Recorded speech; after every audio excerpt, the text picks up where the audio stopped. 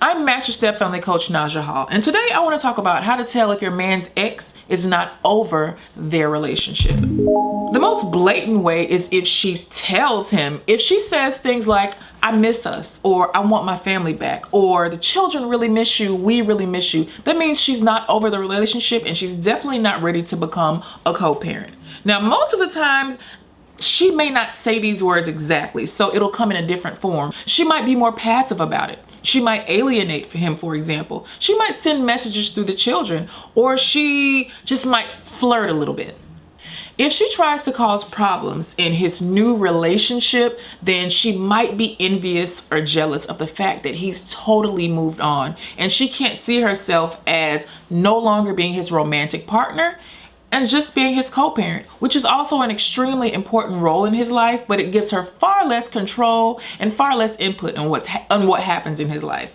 If she tries to alienate their child from the father in an effort to punish him, then she is absolutely full of resent and contempt.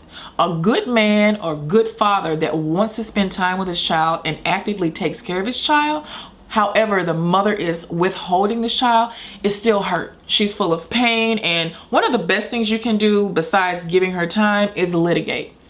I firmly believe in making sure that your man has very clear, concise custody orders in place that outline his visitation, phone call schedules, who can pick up and drop off the child, just little things like that that eliminate the need for conversations, because as we know, when co-parents are not on the same page, any little miscommunication can cause a big blow up. If she calls at inappropriate times, then that doesn't necessarily mean she still wants to be in a relationship with him. However, she does not have clear boundaries on what this new co-parenting relationship should look like with her child's father.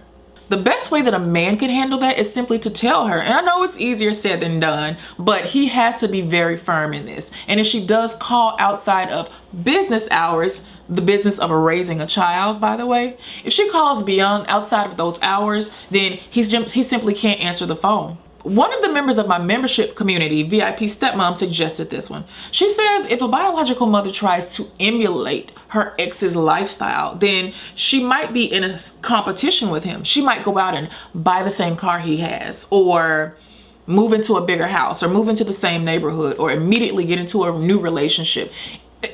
If there's a sense of competition, then that means she's certainly not over this failed relationship. If a biological mother expresses an extreme dislike for the stepmother, a hatred for the stepmother, she tries to alienate the children from the stepmother, and this woman had nothing to do with the breakup or the breakdown of her relationship with her co-parent, then she's absolutely still, I'm not gonna say in love with him, but she has some feelings that are not yet resolved.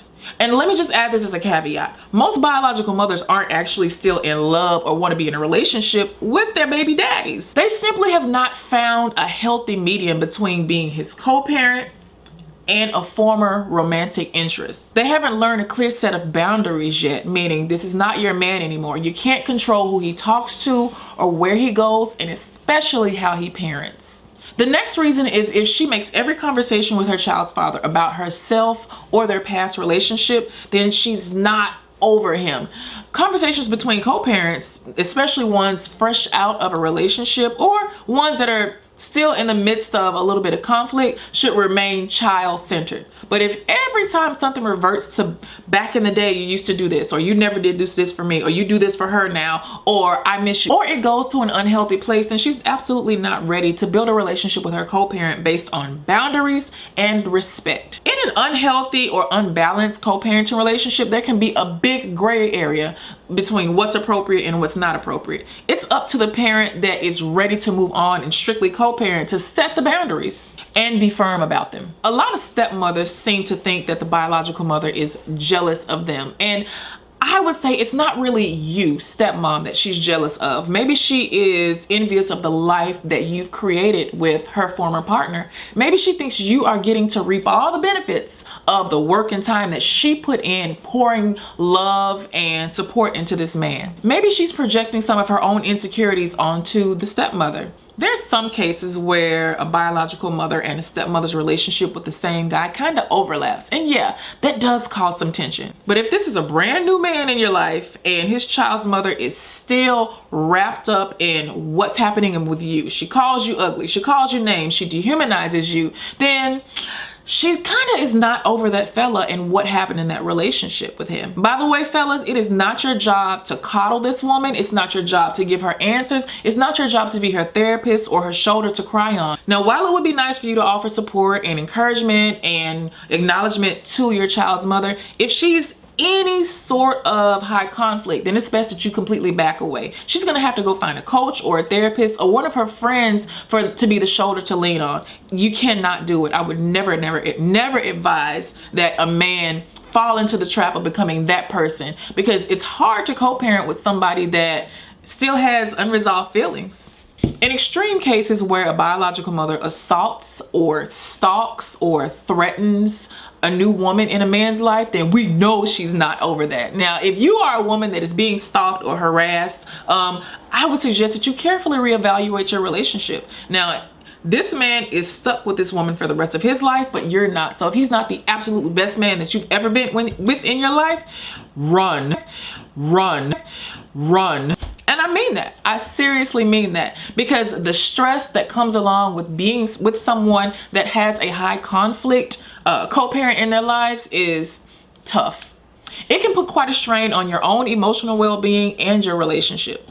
As a matter of fact, 70% of second marriages fail for this very reason. Now, a lot of people think it's finances or infidelity. No. Now, stepmoms, this is why 70% of second marriages do not work. There's a high conflict biological mother. There are stepchildren that are causing problems within the household, or you're just with a man that has an issue setting boundaries with his previous family and his new household. Now, this is kind of cringy, but if she shows up to pick up and drop offs or events that she knows her child's father is going to be at, scantily clad, not wearing many clothes, flirting with him, reminding him of how cute she was or how cute she is, then she still wants that man. She wants him bad. Now, stepmom, this doesn't mean you have to be there, because you're not your man's bodyguard. You just have to trust that he's going to do the right thing with respect to your relationship. And by the way, just because she's in a whole new marriage or has new children does not mean that she has moved on from wanting to control and have input and maybe even still kind of be with her child's father. If she's always trying to find a reason to communicate with him and it's definitely not about the child, then she has not found a healthy way to coexist with this man as simply being her co-parent. Breakups are hard.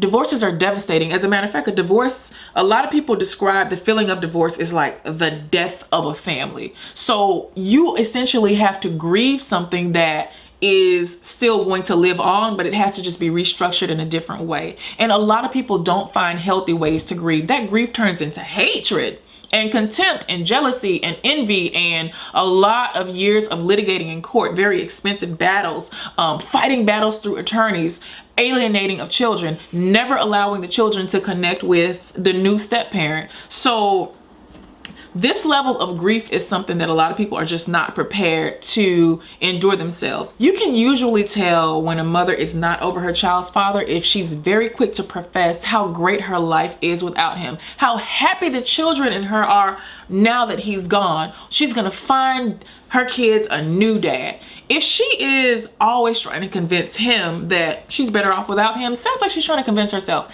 Happy people really don't need to gloat like that. They certainly don't feel the need to put it on Front Street for an ex, because they're an ex for a reason and we don't have anything to prove to them. And one of the telltale signs that she's really not over him is she's really cool with him. Everything's okay. They're perfect co-parents until boom, he goes and gets in a new relationship.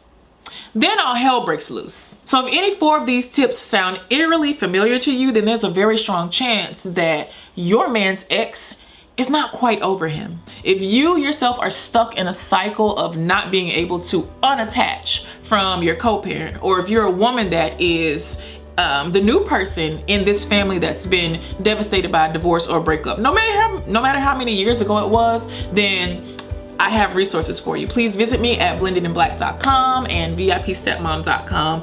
I am Naja Hall, and I will see you next time. Oh, and by the way, please like, share, and subscribe. And if you have any questions or comments, I would be very happy to answer them down below.